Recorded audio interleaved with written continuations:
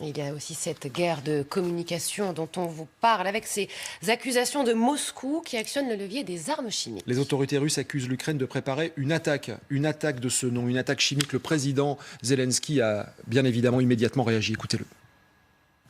Vous voulez quoi? Déchimiser l'Ukraine? Qu'est-ce que vous allez encore prendre? L'ammoniac? Le phosphore? Vous les voyez où, ces produits chimiques? Vous allez les utiliser contre les maisons de Mariupol, les églises de Kharkov, les hôpitaux pédiatriques de Armadé?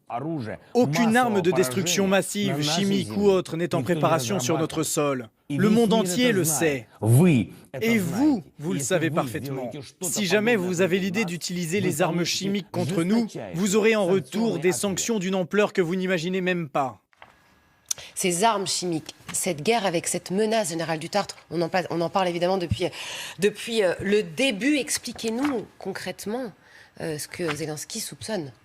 Non mais en fait c'est pas très clair cette histoire-là. Oui, parce que les États-Unis aussi. Oui, en fait le gouvernement russe porte des accusations contre une relation manifestement entre le gouvernement américain et l'Ukraine, suite à peut-être l'époque qui remonte à la guerre froide, où il y avait ces fameuses armes chimiques affreuses, chimiques et biologiques, et il y a eu des accords qui datent de 72, de désescalade heureusement, notamment entre l'URSS et l'OTAN sur ces armes chimiques.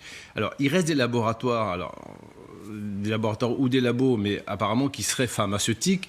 Je sais que les Américains avaient investi dans ces laboratoires pour justement vérifier que tout était clean en fait, et donc je pense que c'est des restes de guerre froide. C'est pas très clair. Je suis pas un Les Américains ont réagi, la chose. Mais la déclaration du Pentagone, c'est la conférence de presse d'hier soir qui était portée que là-dessus. Oui, parce qu'en effet, il y a un accord qui avait été confirmé par l'ambassade américaine pour justement vérifier que ces agents toxiques soient bien sous surveillance. Mais depuis cette conférence, notamment conférence de presse de la porte-parole de la Maison-Blanche, qui dénonce une théorie du complot qui dit qu'évidemment, il est absurde que les Américains soient en train de travailler sur des armes chimiques avec les Ukrainiens.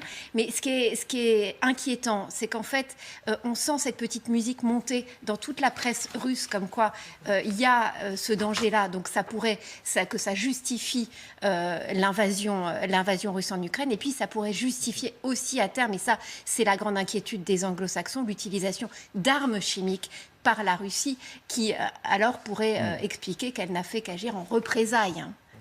Voilà, dossier très épineux. Alors effectivement, il y a tout ce qui se passe sur le terrain, situation sur le front. Il y a la conséquence de cette crise chez nous, bien sûr, chez vous, hausse des prix que vous constatez partout et surtout. Oui, sur l'essence, notamment sur ces produits de première nécessité. Mais il y a des astuces, oui, que l'on vous donne ce matin pour réduire vos factures d'énergie. Des petites combines à mettre en place à la maison. On prend des notes. Thomas Jariot.